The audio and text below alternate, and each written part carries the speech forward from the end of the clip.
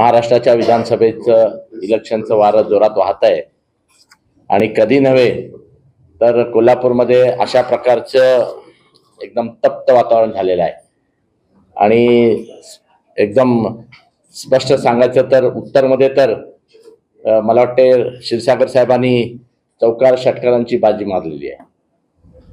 सर्वप्रथम पहिल्यांदाच मला वाटते की कोल्हापूरच्या इतिहासात आपल्या मतदान पत्रिकेवरती काँग्रेसची निशाणीच नाही आहे आणि खऱ्या अर्थाने ही विजयाची सुरुवात झालेली आहे।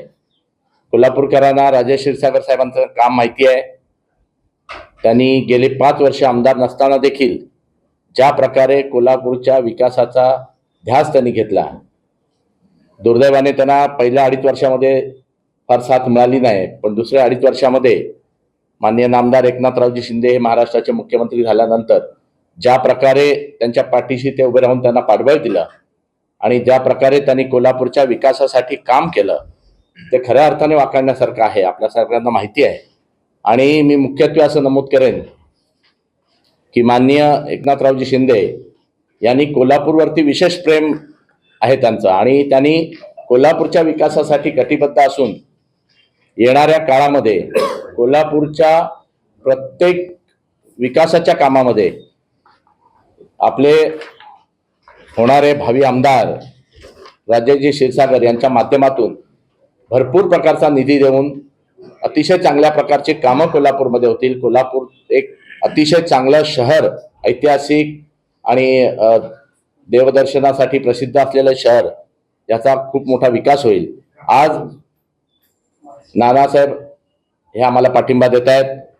सकाळीच दिग्विजय खानविलकर साहेब यांच्या कुटुंबियांनी आम्हाला बिनशर्त पाठिंबा दिलाय, आशीर्वाद दिलाय वहिनी साहेबांनी।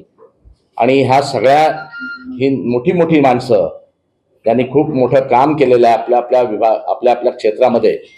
ही सगळी मोठी माणसं ज्या वेळेला एकनाथ शिंदे साहेबांच्या पाठीशी उभी राहत आहेत, महायुतीच्या पाठीशी उभी राहत आहेत, याचाच अर्थ असा आहे की येणाऱ्या ह्या विधानसभेमध्ये महायुतीचा विजय निश्चित आहे। कोल्हापूरच्या 3ही सीट, उत्तर, दक्षिण आणि करवीरमध्येही आमचा विजय निश्चित आहे। त्यामुळे मी आज खऱ्या अर्थानं नानांचा आभार व्यक्त करतो, स्वागत करतो। तसेच कैलासवासी दिग्विजय खानविलकर साहेब यांच्या कुटुंबियांचं देखील स्वागत करतो आणि त्यांनाही धन्यवाद देतो।